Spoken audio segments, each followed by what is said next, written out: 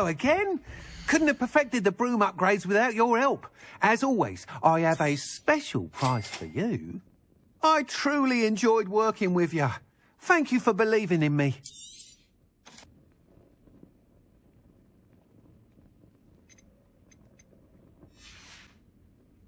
Thanks for stopping by. Hope to see you again.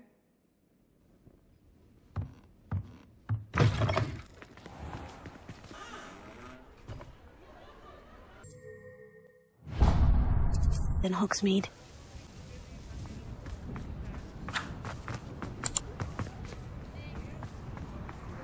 I beg your pardon, but would you... Is everything all right? Oh, bless you. Oh, thank you for asking. I'm Betty. Betty Bugbrooke. And no, everything is not all right. It's my dear friend Hazel. Oh, she's in trouble. Hazel? Yes. Oh, she's a unicorn. Known her for years. She doesn't like to leave the forest, so I visit her once a week to brush out her mane and bring her some treats. Her coat is glorious. Well, the last time I saw her, we were violently attacked by a pack of wolves. Hazel, loyal friend that she is, leapt in front to protect me, and in the process, I fear she may have been injured. I'm sorry to hear that. I want to help her, but she seems to have gone into hiding. Out of fear, I'd imagine. I know you Hogwarts students learn a fair bit about caring for beasts. Perhaps you could find my unicorn friend and get her somewhere safe so that she can heal. How did you become so close with the unicorn? It was luck, truly. I came across her when she was a little golden foal. Didn't even have a horn yet. Oh, she trusted me straight away. We'd play together for hours. Oh, I do hope she'll be all right. Unicorn hair is a valuable wand core, and I suppose losing a hair or two mightn't hurt her. But I'm terrified those poachers will want her for her blood to keep themselves alive. And that is more than I can bear to think of. I'll keep an eye out for your unicorn friend and take her to safety if I see her. Oh, you've a good soul. I can always tell. Please, don't risk your own safety, though. I don't know precisely where she is, but I can tell you that her den is north of Hogsmeade. And although I haven't been able to brush her lately, I imagine she still has the brightest, most beautiful coat of her entire herd. Remember, you'll know her by her brilliant coat. Oh, and be warned, she's a stubborn girl. She may need some convincing to come with you. I need to look for a unicorn with a beautifully bright coat. Sounds as if she's in trouble.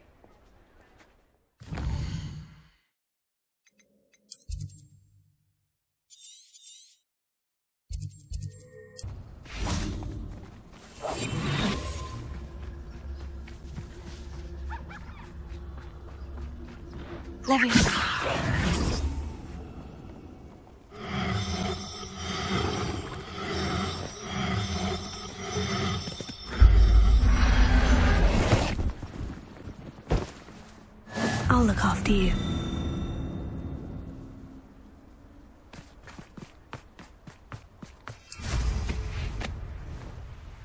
Revelio. I tell you this, Hogwarts.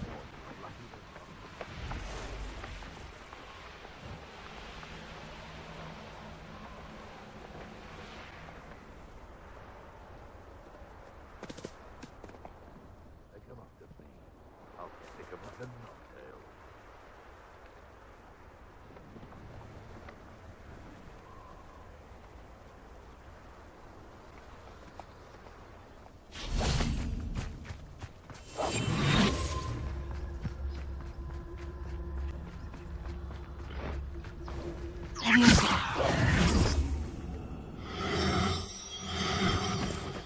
Do cooperate, won't you?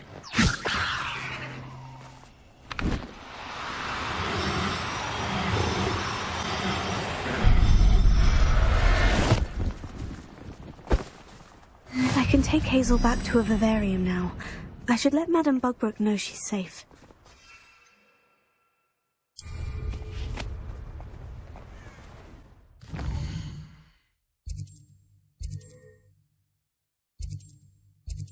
Hogsmeade, here I come.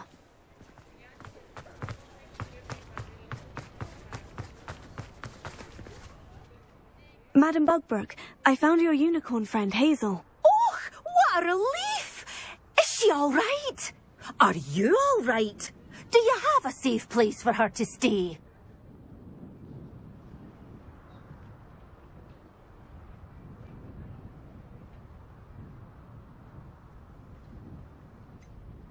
We're both fine, and I can keep her safe, I promise. But I wonder if you can help me with the costs of caring for her. Oh, I'm so relieved. And of course, it's worth almost any amount of galleons to make sure my dear girl is cared for. Take good care of Hazel now.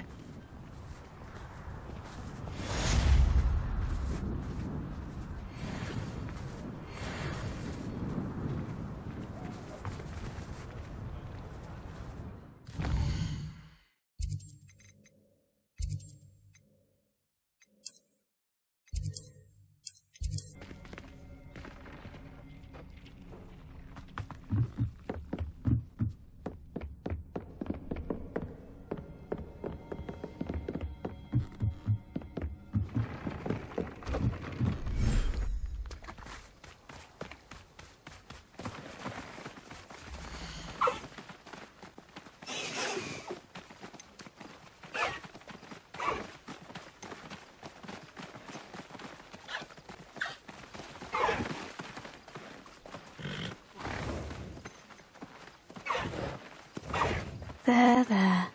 I'm not going to hurt you.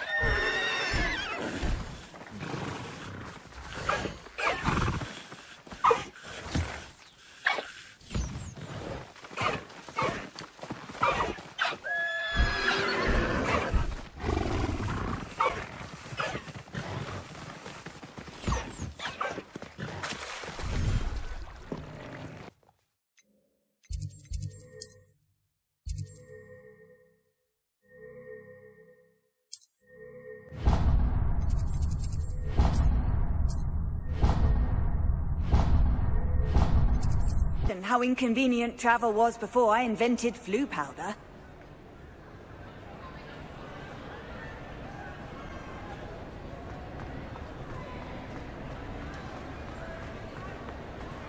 I have been meaning to speak with you. I still can't believe we escaped the Ashwinders. You may not realize it, but you are the talk of the school since you saved me that day. I wonder how everyone knows about it. I told my mother in the hope that she would be more forgiving of what I have been up to if it came from me. She likely told other professors, and news travels quickly.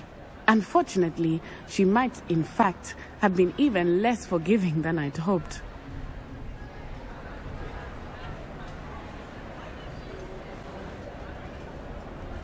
I don't blame her for being concerned.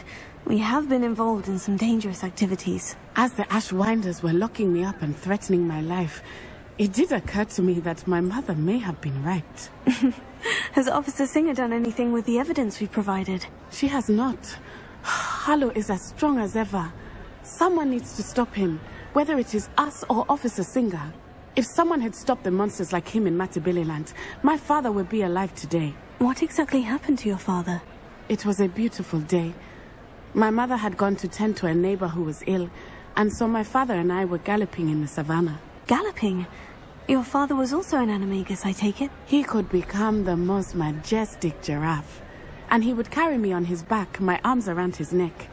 We were on our way home when we surprised a group of bandits who had come from our village. One of them saw me just as he removed a scarf from his face. He shouted and then aimed his rifle. He didn't want you to identify him. Exactly. In an instant, my father bowed his neck to protect me and was hit. As he fell, my father changed back into his human form. When the bandits saw this, they turned and ran in fear. Magic terrified them, and then he was gone. And it was all my fault. Your fault?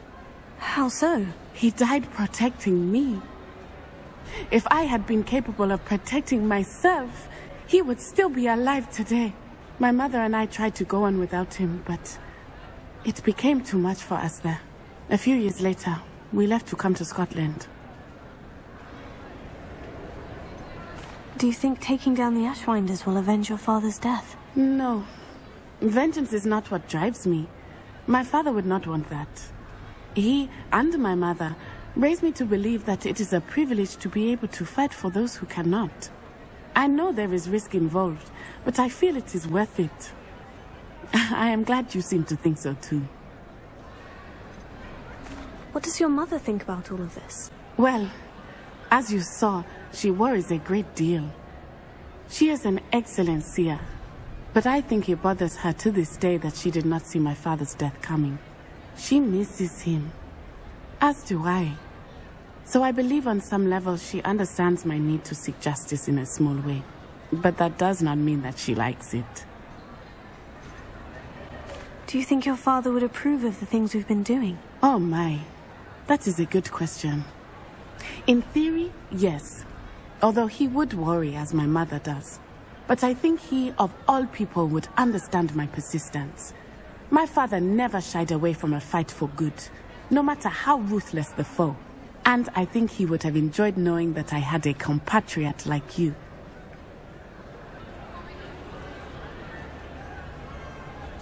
I'm sorry, Natty. I can't imagine what you've been through. Your father sounds exceptional. He was.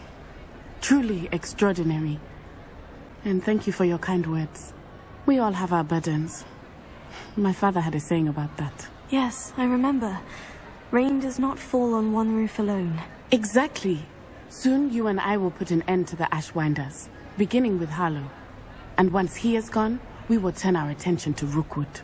We are making progress, and we will succeed. Thank you again for saving me. You deserve all of the praise you have received.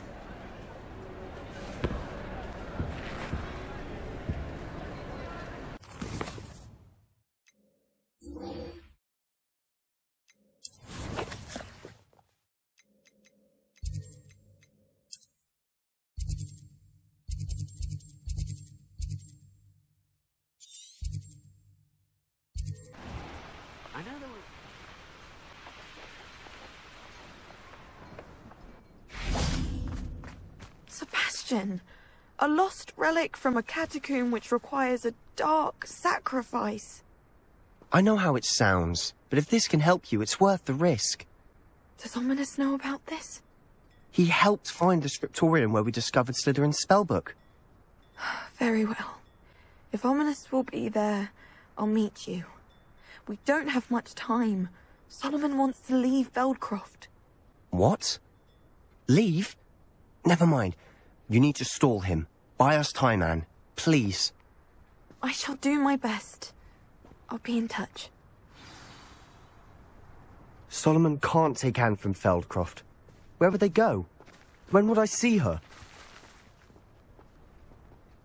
Sebastian. I can't believe my uncle wants to leave Feldcroft. Anne's going to stall him. She must. We need time. Time? For what? I've learned more about the relic. I cross-referenced Slytherin's spellbook with everything in the library on relics and dark sacrifices. That's when I realized something. I believe the relic will only work inside the catacomb. So we have to get Anne to the catacomb and then conduct a sacrifice. Seems risky. It'll be worth the risk. Our biggest hurdle may be convincing Ominous. And we'll only give this a chance if he's on board. And we have to keep all of this from your uncle. If he goes to the headmaster, we could be expelled. Let me handle Ominous this time. As for my uncle, he's not an Auror anymore. What he doesn't know, well, won't hurt us. Do you think your uncle would tell anyone at the Ministry about all of this if he found out? If he found out, I doubt he'd go to the Ministry. He didn't part ways with them well, from what I understand. He won't say, but I believe his strong aversion to dark magic has something to do with his time there. Anne thinks he once decided to fight fire with fire, so to speak, and resorted to using an unforgivable curse and fight against dark wizards. At least that's what she thought she heard. When he realized what his job had led him to become, he left rather abruptly. So, I'm not sure he'd go to the Ministry to report on his own family using dark magic now. Good luck with Ominous, until we meet again. I shall let you know when the four of us should meet at the catacomb. Look for my owl. See you soon.